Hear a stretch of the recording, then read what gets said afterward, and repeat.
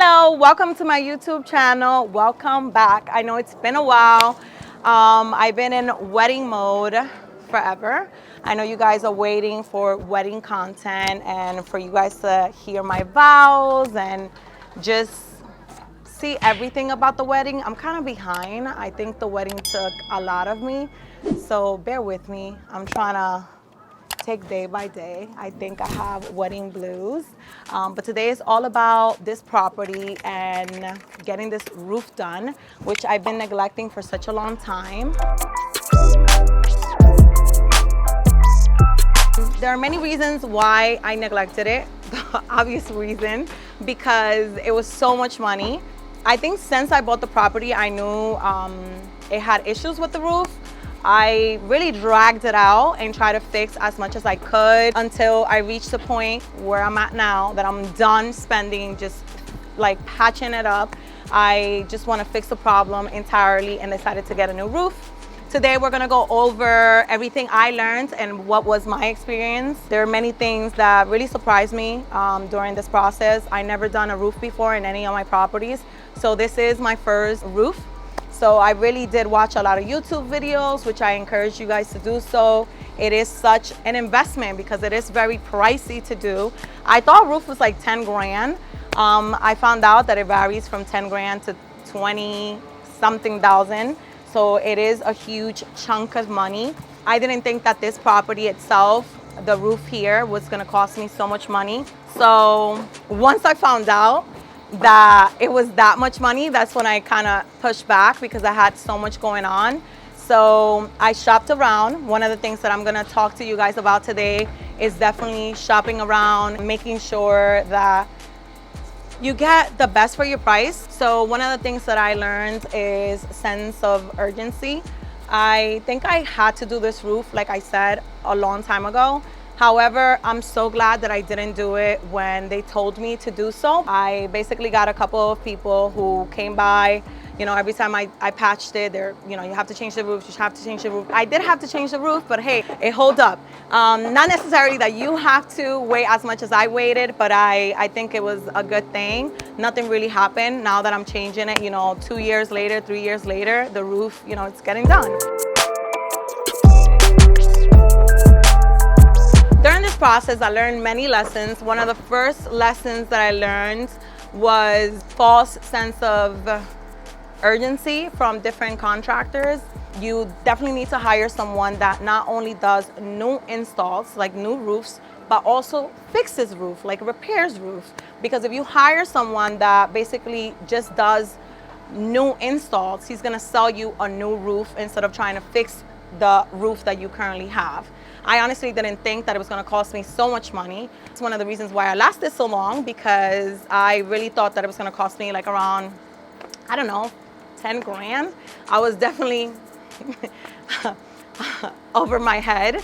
It's very pricey, especially if you have this size of a roof. I have like roof even on the side of the property, as you can see. I also had different issues in the roof. I have 2 chimneys that needed attention. So another thing that scared me in this process was undisclosed costs. So basically getting into a project and not knowing how much it was gonna cost. Since this was my first roof, I didn't have enough experience. So I was just scared of how much I was already investing and how much I already was gonna spend. And I couldn't have a guarantee from the contractor roofer how much my total cost was gonna be. So I'm like, what do you mean? I'm already paying like 20 grand and you can't guarantee me that that's all I'm gonna spend? How is that possible?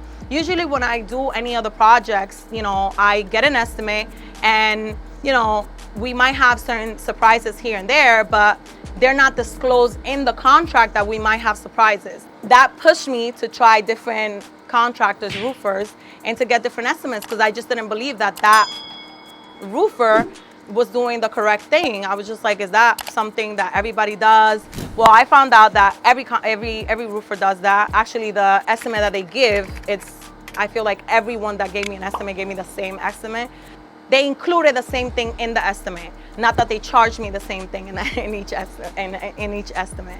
I also learned that the guarantee of your roof is based on the roofer, which I didn't know. So basically the person that you hired, you need to make sure that you search into that person, that person it has been in business for such a long time, that hasn't gone out of business, because you want their work and the material to have guarantee. And if that person goes out of business, there goes your guarantee. So it's very important for you to hire someone that you trust, someone that you know that it's going to be doing business for years to come.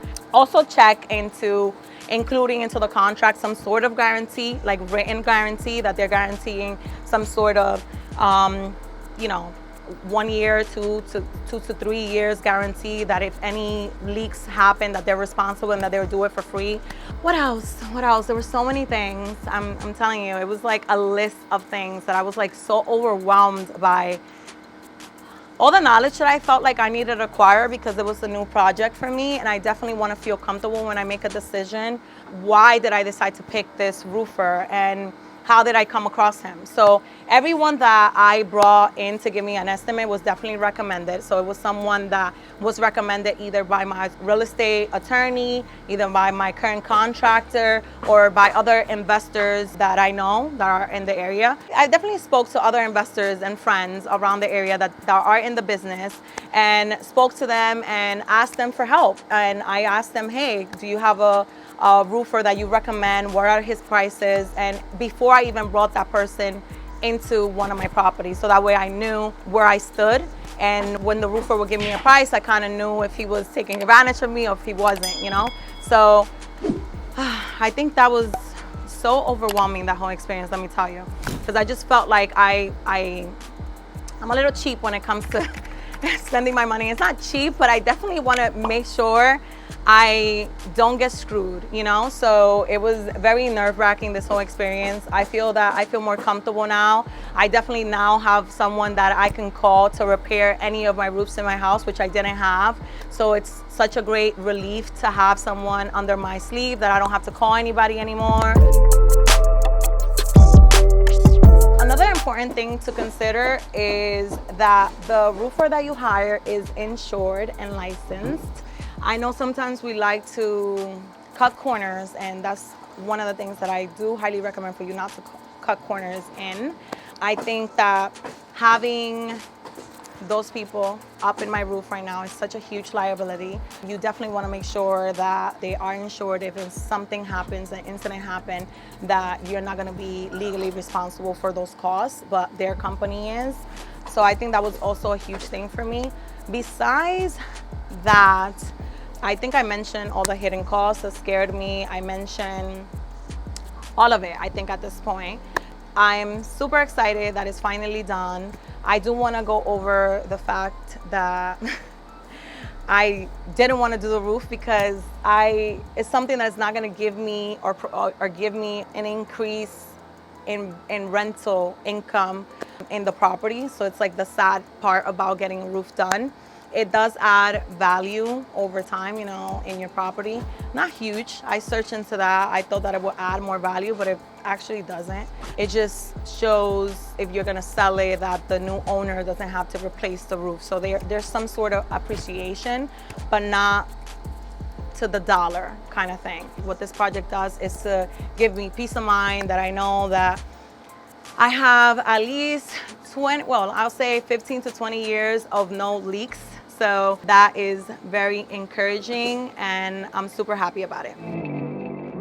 I want to finish off by reminding you guys that I do want to provide all the content about the wedding. I know you guys are waiting for it. However, give me some time, be kind, be nice. I know it's been a while, but man, that wedding was so, mentally exhausting. I'm so happy, I'm so lucky that it happened. I honestly look back and I can't believe that was me, that was my wedding. I'm in that stage where I actually can't believe it, but the content is coming. I'm here with the videographer that's gonna help me, because I do need help at this point in my life. There's so many different aspects that I just can't control, so I do need to outsource other people. So I'm here today having that conversation with him, and I promise you it's coming soon. So stay in the loop for it, and like and subscribe if you haven't yet.